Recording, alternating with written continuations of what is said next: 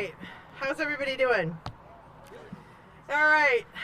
My name is Therese Dominguez. I have the honor of serving as Commissioner of the New York State Department of Transportation.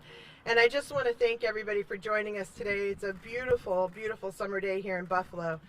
And on behalf of Governor Hochul, our sincere thanks to the incredible partners who have joined us today as we talk about the advancement of this significant project that we're doing on the Kensington. First and foremost, let me say thank you to Senator Tim Kennedy.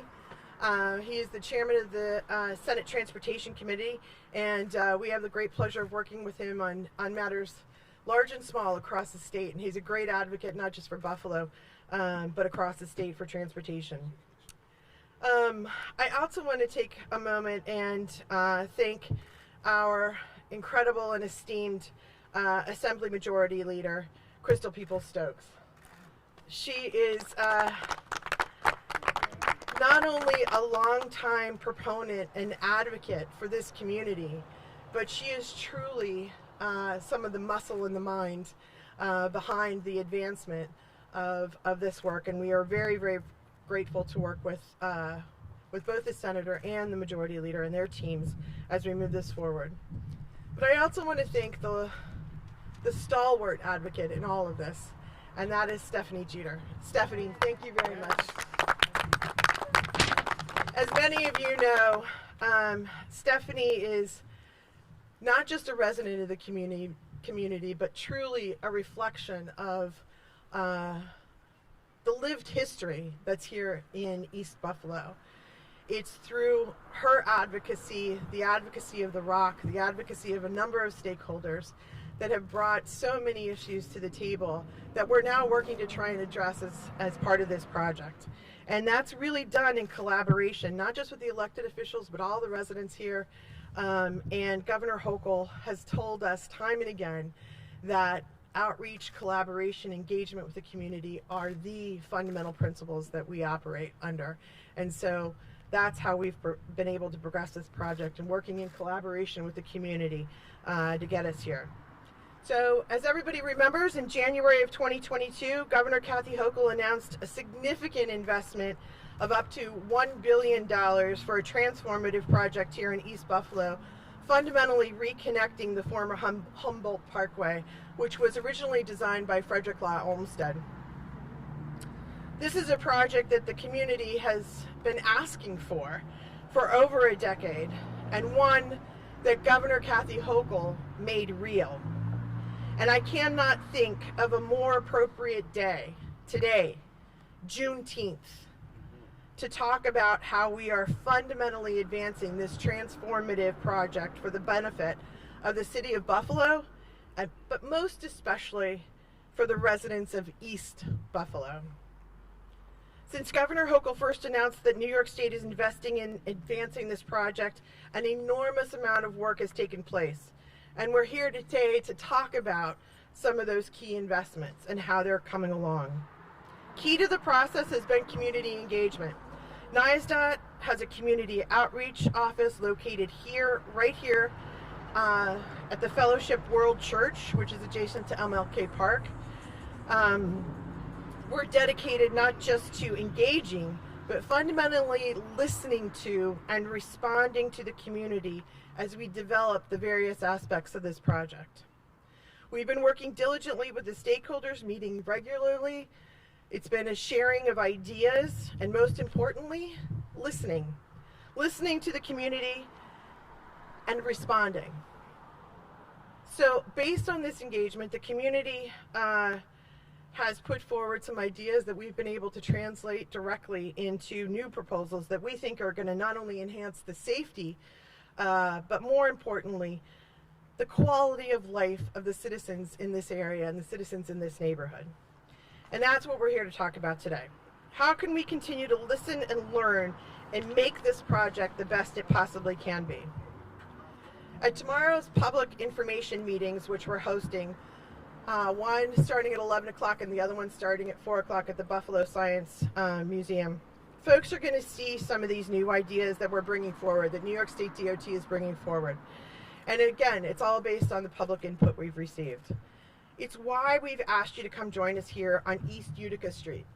This is a City of Buffalo street, and we really want to make sure that these new ideas are being brought forward in a constructive way. One of the things that's been raised by the community is the condition of the roads that are surrounding the 33. Primarily, as I said, they're under the jurisdiction of the City of Buffalo, but they really are the heart and soul in many ways of the project because they're streets that people live on. The heart of this project is reuniting both sides of what is now the 33 and improving the quality of life for the residents in these neighborhoods. So as part of our proposed changes to the project, we're proposing to expand our investment in the roads in and around the project limits of the Kensington. We'll be milling and repaving over 9 miles of neighborhood streets that fall within the project limits between Wohlers Avenue and Fillmore Avenue. From Genesee and High Streets on the south to Northland Street on the north side. And you can see right here on this map that Richie Fontana's pointing to here, all the yellow, that's that fundamentally is the area that we're looking at in terms of the paving and sidewalk work. This neighborhood enhancement project, which the residents have asked for, will also address some of the sidewalks within the project limits. While some of the sidewalks are good, others, like the one here on East Utica Street, are in need of a little bit of love and attention, and that's what the focus is here. So if there's a need to enhance or reconstruct these sidewalks, we're going to do that.